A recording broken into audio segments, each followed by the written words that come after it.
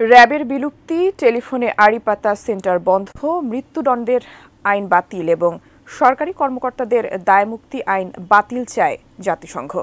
সংস্থাটি তদন্ত প্রতিবেদনের সঙ্গে দিয়েছে বেশ কিছু পর্যবেক্ষণ।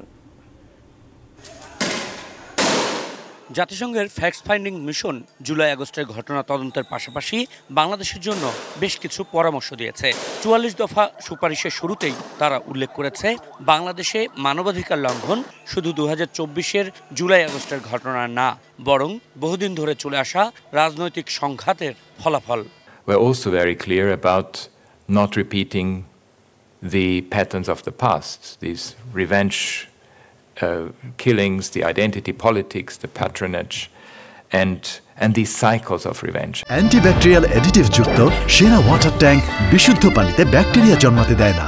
জাতিসংঘ বলছে, ন্যায় বিচার এবং জবাবদিহিতা নিশ্চিত করতে হবে, নিরাপত্তা ও বিচার বিভাগের ব্যাপক সংস্কার করতে হবে, নিপীড়নমূলক আইনগুলো বাতিল করতে হবে, এমন আইন করতে হবে যেন শ্বাসরুদ্ধকর পরিস্থিতির অবসান হয়, ভিন্ন মত প্রকাশ করা যায়। জাতিসংঘের তদন্ত দল আশঙ্কা করছে, জুলাই আগস্টের হত্যাযজ্ঞের প্রমাণাদি ও ফরেনসিক আলামত নষ্ট করা হতে পারে। এগুলো সংরক্ষণেরও তাগিদ দিয়েছে তারা।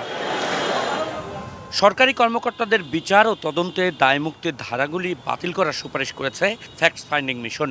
একই সঙ্গে গুমের ঘটনাগুলোর তদন্ত, বিচার এবং সেগুলোর নিয়মিত তথ্যউপাত্ত মানুষকে জানাতে বলা হয়েছে। আন্তর্জাতিক অপরাধ ট্রাইব্যুনাল আইনসহ ফৌজদারি আইনে মৃত্যুদণ্ডের যে বিধান আছে সেটাও বাতিলের সুপারিশ এসেছে।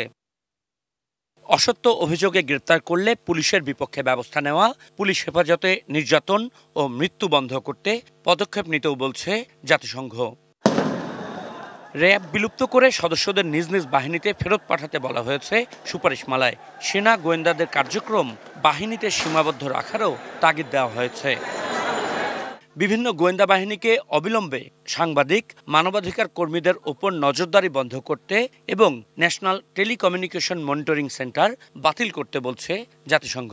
That Bangladesh institutes profound reforms so that such serious violations will never occur again.